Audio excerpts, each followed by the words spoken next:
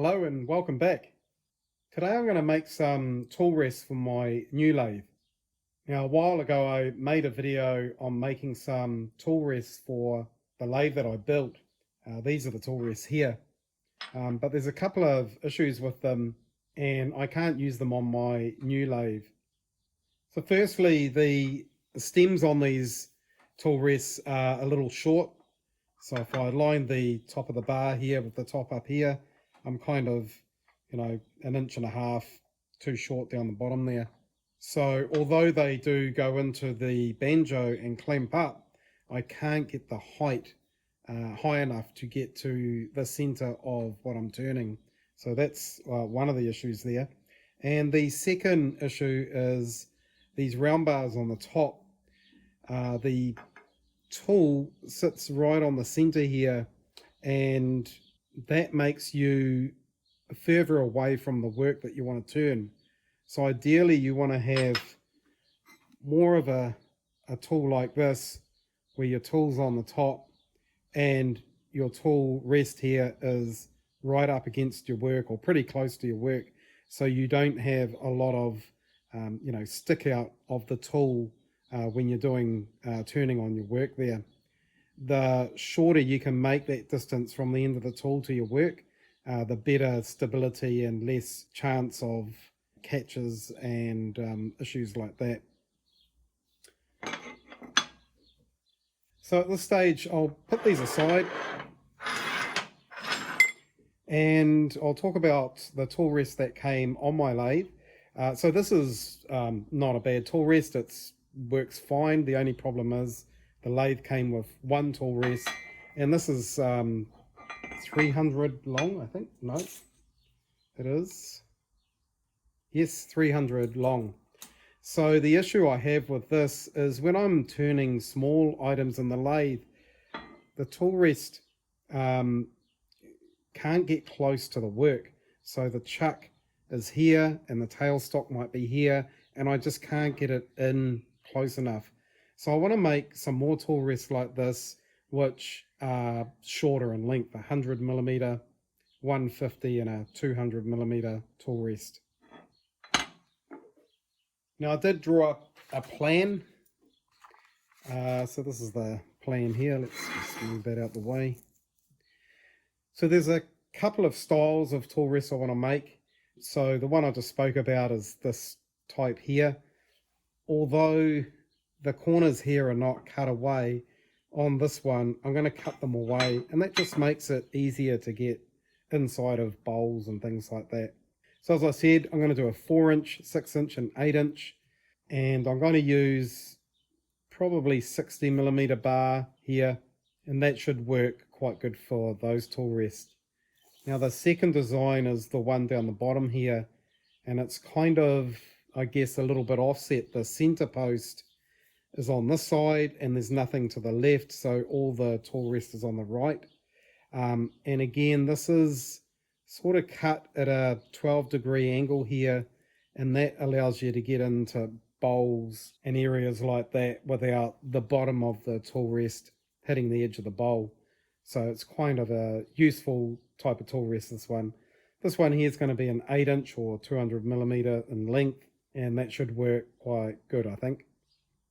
Now I went down to the Woodturners Club and I looked at the tool rests they have there, and they have a whole bunch of different types and models, but the ones that I'm more comfortable with and work really well for me are the ones that have a 40-degree angle on this piece. So it's this top piece is at 40 degrees, kind of like that. This one here is at 45, which is pretty good as well. It's not too much of an issue, but for the tool rest that I'm going to make, I'm going to use this 40-degree angle here. Now for that to work on this bottom piece here, this part here is 70 millimeters long, or what the one is at the Woodturners Club anyway. So I'm going to use 70 millimeter flat steel on this one. In terms of materials, I'm quite lucky in a way. I had a friend who was working at a place and they were throwing away some steel. So these shafts here for machinery, they'll be good to use for the post that goes into the banjo. So that was quite good. I don't need to buy any steel for that. The other piece, this one here for the 70mm tool rest, a friend at the Woodturners Club actually had a bunch of these 10mm thick or 3/8 of an inch 70mm 2 3/4 inch wide flat stock, and he was just pretty much throwing them away. He didn't need them, so he kindly gave those to me, so I didn't have to pay anything for those ones. And then I do actually have some 60mm steel flat bar, which will be used for this top one here. So that steel I did pay for, but I have plenty of surplus of it, so no problem making these tool rests with it.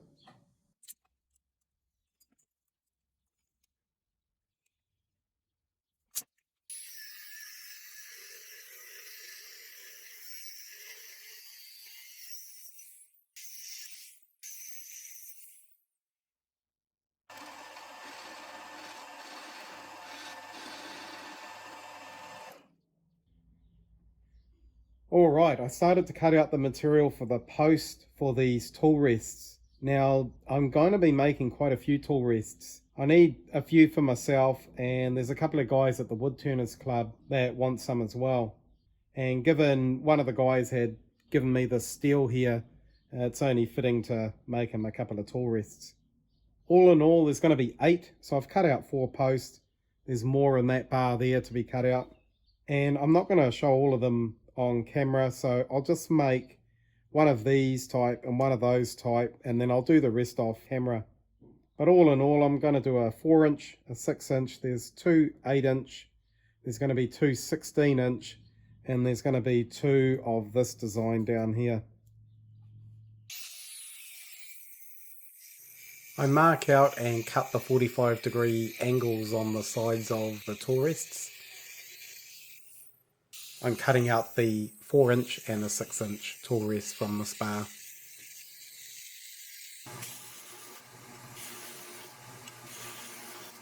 The rough cut edges are then cleaned up on the belt grinder.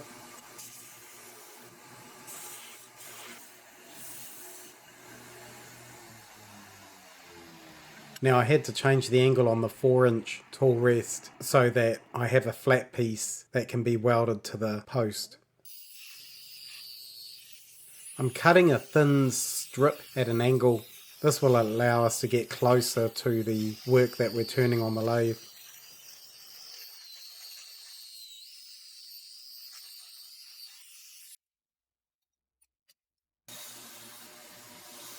Again, that cut is cleaned up on the belt grinder.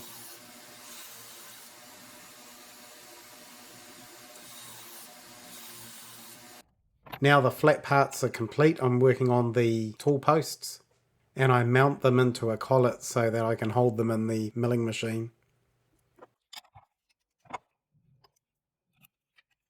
I set this up at 40 degrees, and I'm glad I didn't dive in and start milling this because I had it the wrong way round.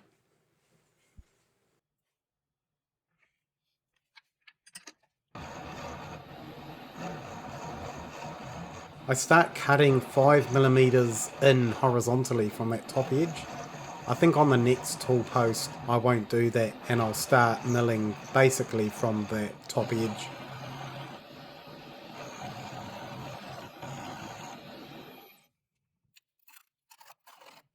Clean the burrs off with the file and then test the flat piece in there.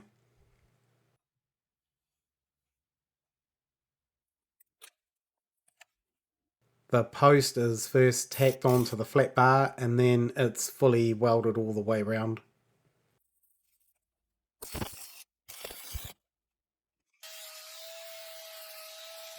And then I clean it all up with the flat disc and take all the sharp edges off. And that's the tool rest pretty much finished.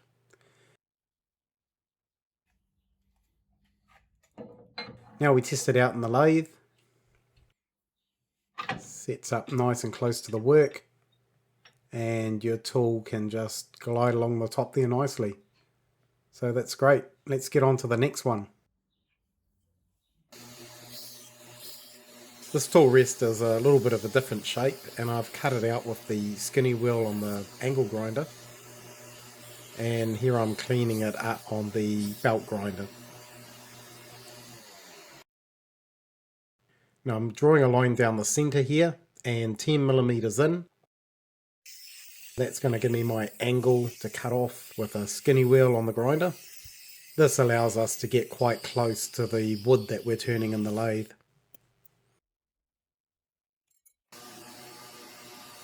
I use the belt grinder to clean up that angled surface.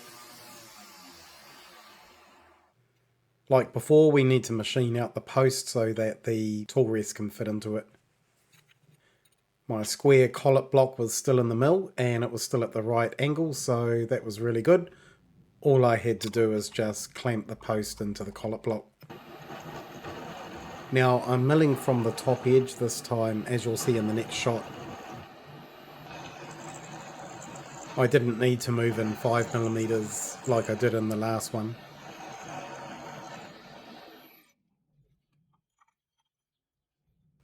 I test fit the part. After it's welded, this piece here will be ground off to the same level as the surface here. I initially tack it and then fully weld the post onto the tool rest. Now I need to change the soft jaws on my vise. I tried to tighten this up and the part just popped straight out. And take two. Here I'm using a flat disc to clean up all the welds and to do some final shaping.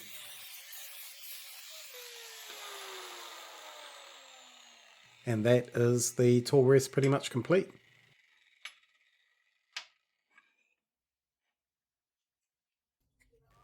Again, we take it to the lathe for a bit of a test into the banjo, and this is the benefit of this tool rest. You can get right in there close to the inside of a bowl. Your tool runs along the top and you have a whole lot of clearance underneath so that you don't hit the bowl.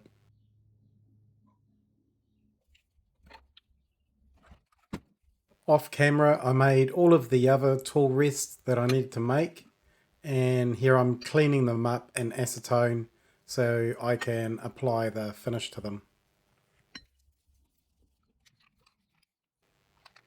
This is Perma Blue, which is a cold bluing solution. I start with the two smallest tool rests.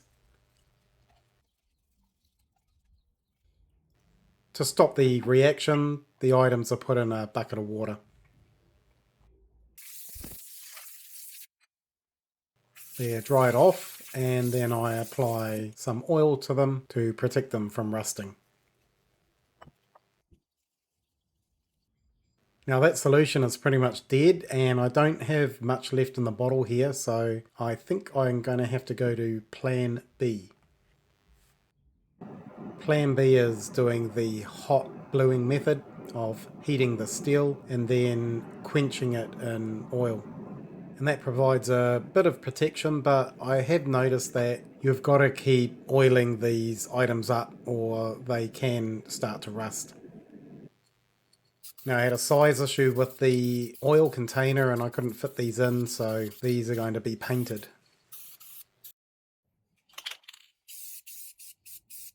What better colour to use than a nice bright blue?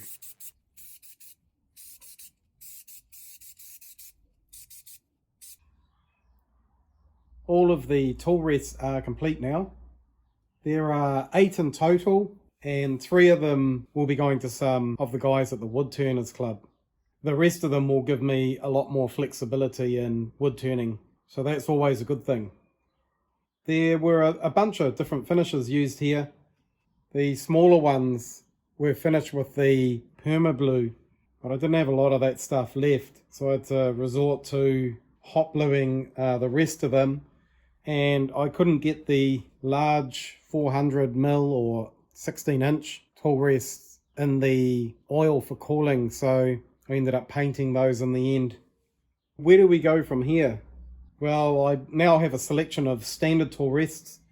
there are some other type that I want to also make as well, and those are the curved tool rests. They are designed for doing inside of bowls and on the outside of bowls.